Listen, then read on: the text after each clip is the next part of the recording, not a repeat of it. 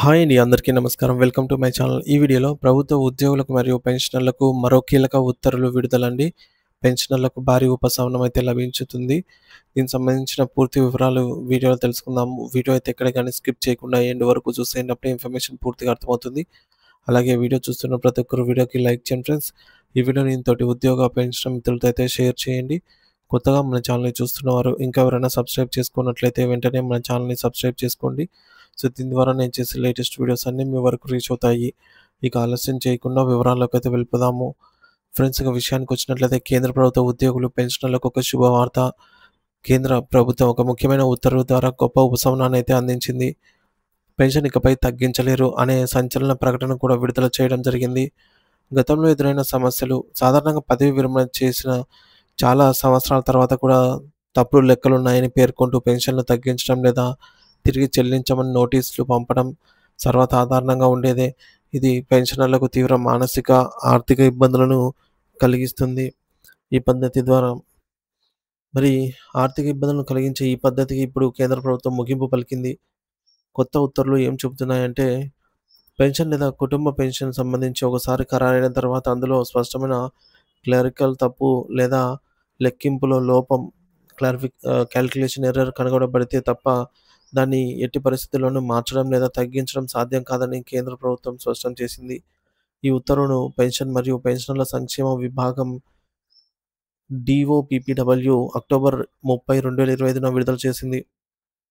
2 సంవత్సరాల తర్వాత లోపాలు కనిపిస్తే అప్పుడేం చేయాలి? సో, ఈ కొత్త ఏర్పాటు ప్రకారంగా పెన్షన్ లేదా కుటుంబ పెన్షన్‌లో 2 సంవత్సరాల తర్వాత ఏదైనా లోపం కనుగొనబడితే DOPPW యొక్క ఆమోదం లేకుండా దాన్ని తగ్గించలేరు. ఇది పెన్షనర్ల భద్రతకు ఒక బలమైన రక్షణ కవచం లాంటిదే అని చెప్పొచ్చు. సీస్ CSS rules CCS rules 2021 rule number 66 clause 1 ఏం చెప్తోందంటే, ఈ ప్రకటన ప్రకారంగా సీసీఎస్ రూల్స్ 2021లోని రూల్ నంబర్ 66 క్లాజ్ 1 కింద పెన్షన్ లేదా కుటుంబ పెన్షన్ ఒకసారి ఫైనల్‌గా ఆమోదించబడిన లేదా సవరించబడిన తర్వాత స్పష్టమైన క్లరికల్ లోపం కనుగొనబడితే తప్ప పెన్షనర్‌కు ప్రతికూలంగా దాన్ని సవరించలేరు. అంటే పెన్షనర్‌కు నష్టం కలిగించేలాగా మార్చడం కుదరదు అని అర్థము. పెన్షన్ మరియు పెన్షనర్ల సంక్షేమ విభాగం ఉత్తర్వుల ప్రకారంగా పెన్షన్ లేదా కుటుంబ పెన్షన్ ఆమోదించబడిన లేదా సవరించబడిన తేదీ నుండి 2 సంవత్సరాల తర్వాత అటువంటి లోపం కనబడితే దాన్ని సవరించడానికి చాలా కఠినమైన నిబంధనలుంటాయి. పెన్షన్ తగ్గించలేరు అని ప్రభుత్వం కీలక ప్రకటన చేసింది. పొరపాటున అధిక పెన్షన్ అందిస్తే ఏం జరుగుతుంది?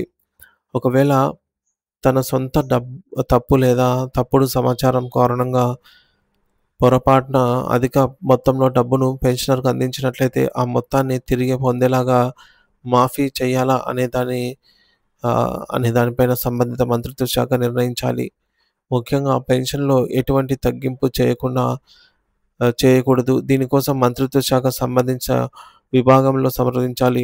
మొత్తాన్ని తిరిగి పొందాలని నిర్ణయించినట్లయితే పెన్షనర్‌కు 2 నెలల సమయం ఇవ్వబడుతుంది. ఈ గడువులోగా పెన్షనర్ మొత్తాన్ని చెల్లించడంలో విఫలమైతే భవిష్యత్తులో వచ్చే పెన్షన్ చెల్లింపుల నుంచి వాయిదాల ప్రకారంగా ఆ యొక్క మొత్తాన్ని తీసివేయబడుతుంది. కార్యాలయ జ్ఞాపికలు, ఆఫీస్ మెమోరాండమ్స్ లేదా పెన్షన్ లేదా కుటుంబ పెన్షన్ సవరించిన తర్వాత ఒక పెన్షనర్‌కు అధికంగా డబ్బు చెల్లించబడుతుందని మరియు ఈ అధిక మొత్తం పెన్షనర్ అందించిన తప్పుడు సమాచారం వల్లే జరగలేదని కనుగొనబడితే దాన్ని వసూలు చేయాలా? మాఫీ చేయాలా? అనే దాన్ని నిర్ణయించడానికి సంబంధిత మంత్రిత్వ శాఖ లేదా విభాగంతో చర్చించాలి. దీర్ఘకాల డిమాండ్ నెరవేరింది. ఇది చాలా సంవత్సరాలుగా కేంద్ర ప్రభుత్వ ఉద్యోగుల యొక్క డిమాండ్‌గా ఉంది. ప్రస్తుతం కేంద్ర ప్రభుత్వం ఆ డిమాండ్‌ను నెరవేర్చింది. దీనివల్ల లక్షలాది మంది పెన్షనర్లు మరియు ఇకపై పదవీ విరమణ చేయబోయేటటువంటి ఉద్యోగులు పెద్ద స్థాయిలో ప్రయోజనం అయితే పొందుతారు. ఇది పెన్షనర్ల జీవితాలకు ఒక గొప్ప భద్రతను, స్థిరత్వాన్ని అయితే అందిస్తుందని చెప్పవచ్చు.